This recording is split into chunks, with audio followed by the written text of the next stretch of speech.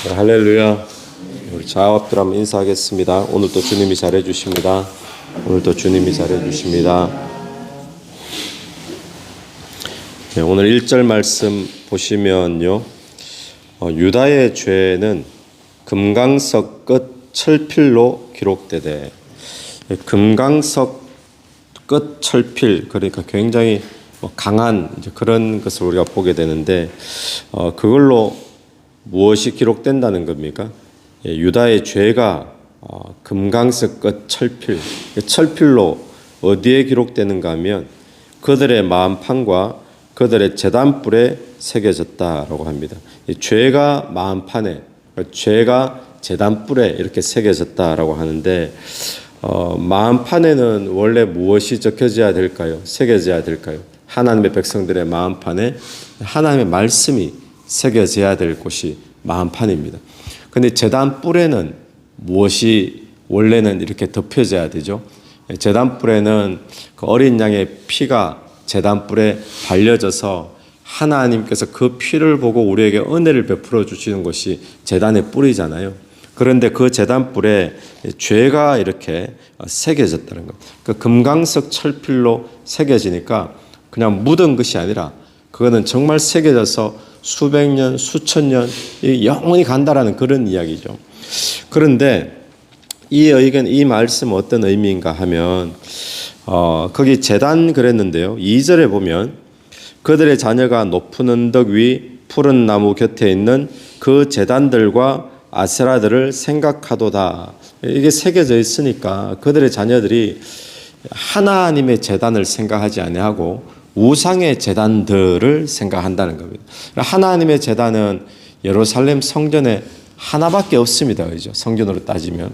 그런데 여기에 보면 제단들, 그런데 여기서 제단에 새겨졌다고 하는 것은 뭔가 하면 이들이 각 산당마다 있는 그런 우상을 섬기는 제단들의 유다의 죄가 지금 새겨져 있다는 그런 이야기입니다. 그러니까 어떤 의미인가 하면요, 말씀이 새겨져야 될 곳에 죄악이 새겨져 있고 하나님의 은혜가 임해야 될 곳에 죄악이 새겨져 있고 그런 의미예요. 그러니까 말씀이 무시되어지고 또 하나님 앞에 드리는 예배가 무시되어지고 그런 것이 유다의 죄가 지금 오히려 예배 대신에 말씀 대신에 그렇게 새겨져 있다는 것이죠. 여러분, 오늘 우리의 마음을 한번 생각해 봤으면 좋겠습니다. 저와 여러분의 마음이 무엇으로 새겨져 있는가? 무엇으로 덮여져 있는가? 세상의 수많은 이야기들, 상식들, 우리의 모든 관심들, 또 세상의 어떤 우상의 그런 문화들, 거기에 우리의 마음이 새겨져 있지 아니하고 하나님의 말씀이 우리의 마음을 지배하게 되기를 간절히 바랍니다. 또 우리가 드리는 예배가 세상적인 생각으로 또 인간적인 생각으로 예배가 더러워지지 않게 되기를 간절히 바랍니다. 오늘 지금 우리에게 그것을 경고해 주고 있는 거죠. 그래서 나의 예배는 혹시 무엇으로 빼앗겨져 있는가? 또 나의 마음은 어디에 빼앗겨져 있는가? 우리 한번 돌아보는 이 아침이 되길 바라고요. 그 죄의 결과가 어떤 결과인가 하면 4절에 보시면 내가 네게 준 기업에서 네 손을 뗄 것이며 또 내가 너로 하여금 너의 알지 못하는 땅에서 내 원수를 섬기게 하리니, 결과가 하나님이 약속하신 그 약속을 지금 누리지 못하게 된다는 거죠. 그리고 알지 못하는 땅에서 내 원수를 섬기리니, 결국 바벨론의 포로로 잡혀가서 그들을 섬기게 된다는 이야기입니다. 그런데 이는 너희가 내 노를 맹렬하게 하여 영원히 타는 불을 일으켰음이니라. 하나님의 노가 맹렬하게 영원히 꺼지지 않는 타는 불, 이게 무엇과 연결이 되어질까요? 앞에 있는 죄하고 연결이 되어지는 거죠. 그러니까 특별히 어떤 표현이었습니까?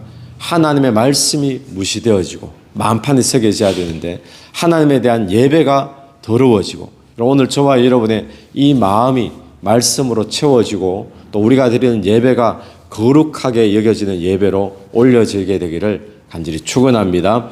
그것이 더러워지면 하나님의 노가 맹렬해진다. 이게 우리의 삶에 이어진다는 것이죠. 그러면서 5절 말씀부터는 두 가지의 인생을 대조하고 있습니다.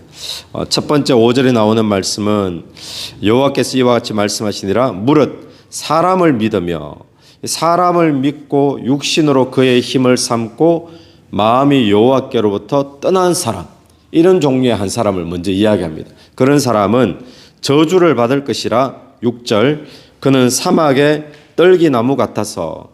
사막에 있는 떨기나무, 우리가 떨기나무 잘 모르죠, 어떤 나무인지. 그죠? 근데 사막 가운데 그냥 쉽게 말하면 사막 가운데 바짝 말라 있는, 그래, 이 나무는 특징이, 칼빈은 이렇게 말합니다.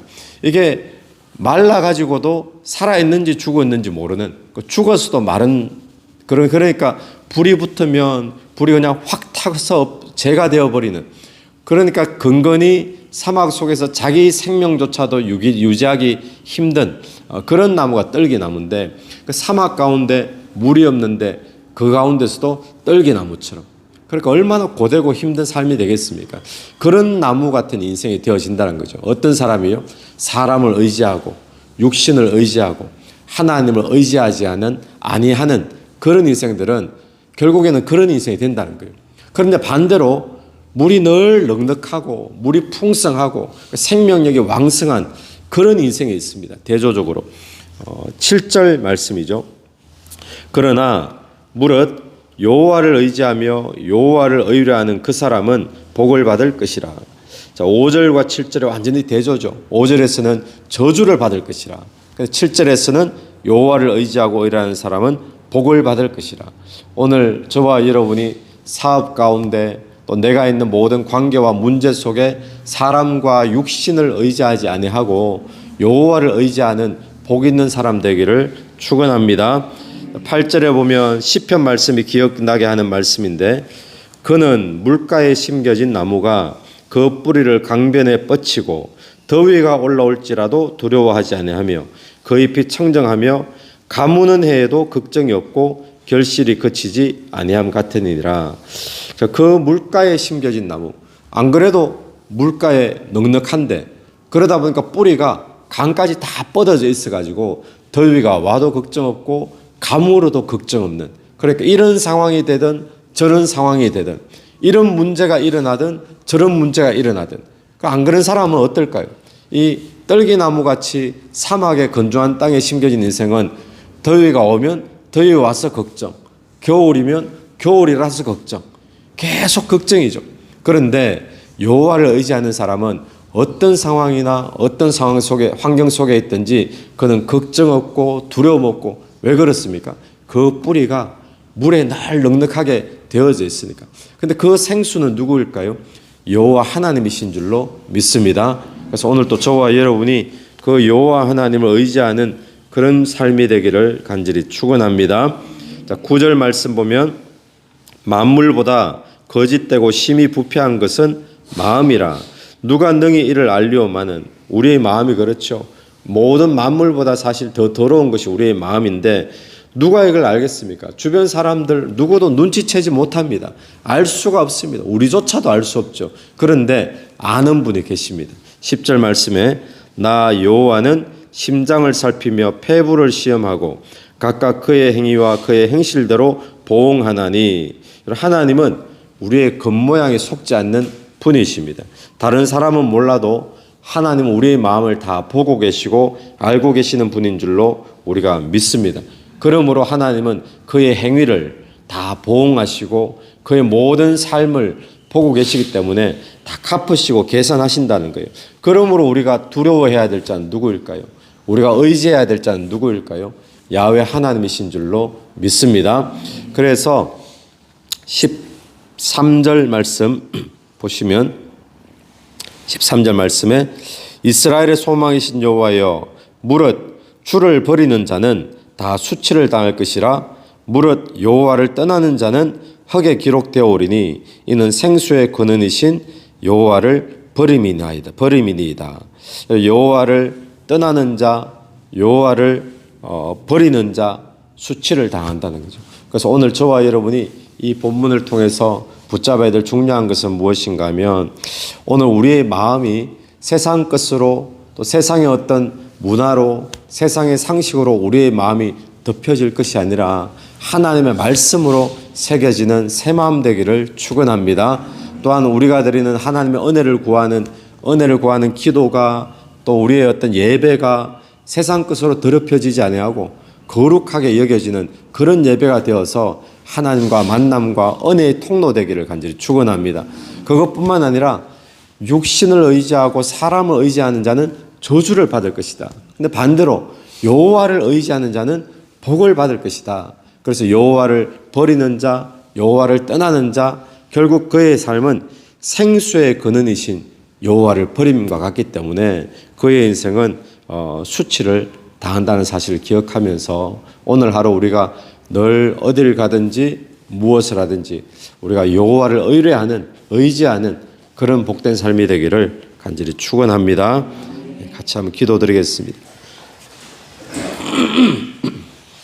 하나님 아버지 은혜를 감사합니다. 우리의 마음이 세상의 것으로 채워지지 않기를 원합니다. 하나님의 말씀으로 채워지고 말씀으로 새겨지는 삶이 되게 도와주옵소서. 오늘 우리가 드리는 예배가 귀하게 여겨지고 거룩하게 여겨져서 예배를 통하여 하나님의 은혜를 늘 공급받는 저희들 되게 도와주옵소서. 주님, 우리가 사람을 믿으며 육신을 그 힘으로 삼는 자가 아니라 여호와를 의지하고 여호와를 의뢰하는 자 되어서 복 있는 삶이 되기를 간절히 원합니다. 어떤 상황이 와도 더울 때나 가물을 때나 걱정 없이 하나님과 교통교제하는 생수를 누리는 그런 삶이 되게 도와주옵소서. 이 새벽에도 기도하며 나갈 때에 기도 속에 성령께서 한 사람 한 사람 위에 역사해 주시고 은혜 베풀어 주시기를 간절히 원하오며 예수님 이름으로 기도드립니다.